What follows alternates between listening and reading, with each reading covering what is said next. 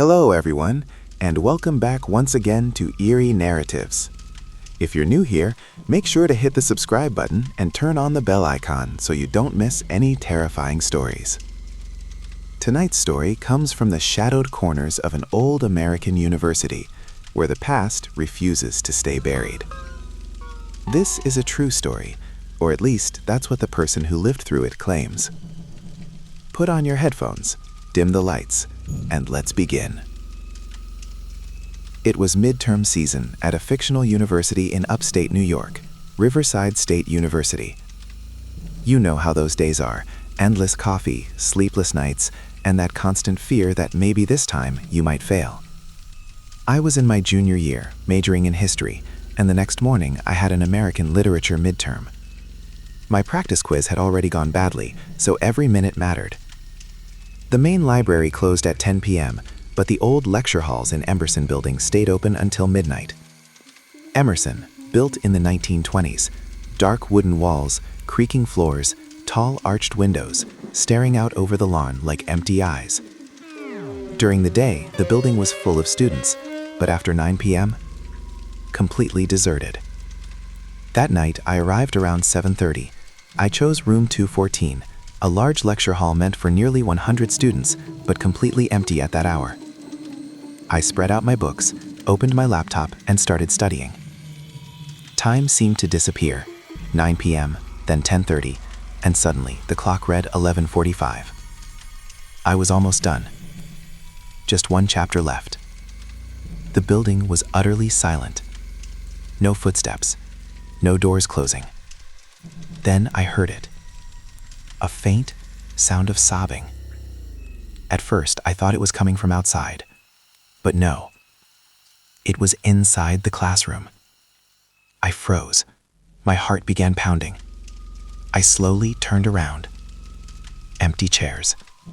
Shadows. I told myself, it's an old building. It makes noises. I went back to studying.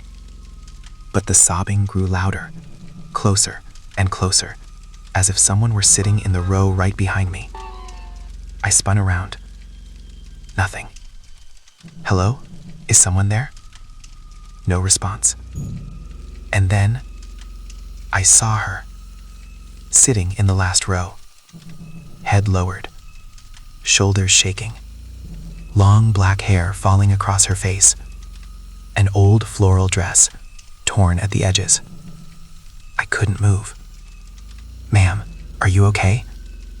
She stopped crying. Slowly, she lifted her head. Her face was unnaturally pale, her eyes red, deep. But the most terrifying part, she wasn't looking at me. She was looking past me, as if searching for someone else. She whispered, "Did she come here?" My throat went dry. "Who?" "My daughter." She stood up, awkwardly, as if her joints weren't working properly. One leg dragging slightly. "She was playing on the swings. She was right here. Have you seen her?" The temperature in the room seemed to drop instantly. "She's 8 years old, brown hair, blue dress. She likes to hide under desks." I looked around. No child. She was coming closer. And then I smelled it. Wet flowers, damp soil, like a grave after rain. I ran, left my books behind, threw the door open, ran down the hallway. Behind me, her voice echoed, "Come back, please come back." I burst outside into the cold air, gasping, shaking. I tried to convince myself it was stress, lack of sleep. But my heart knew. It was real. The next day, after the exam, I started asking around. That's when I heard the story from 1972. There used to be an elementary school connected to the campus for teacher training. One day, an 8-year-old girl named Emily disappeared from the playground. Hours later, she was found. She had fallen from the top of the slide. Her neck was broken. Instant death. Her mother, Eleanor Hayes, was the wife of a professor. She taught in Emerson Building. Grief destroyed her. She wandered around campus, calling for Emily, peeking into classrooms. One night, she entered room 214. locked the door from the inside. The next morning, she was found hanging from her scarf, tied to a ceiling beam. After that, the elementary wing was shut down. But people say Eleanor's spirit never left. Every midterm season, when students study alone late at night, she returns, still searching for her daughter, who never came home. I never stepped into Emerson at night again, but sometimes, when I study alone, I still hear those sobs behind me. Did she come here?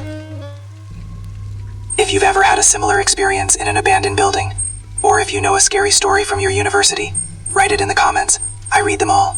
Like the video if it gave you chills, and subscribe to Eerie Narratives for more true horror stories. Until then, stay safe. And if you're studying alone in an old building, make sure you check the back row. Good night.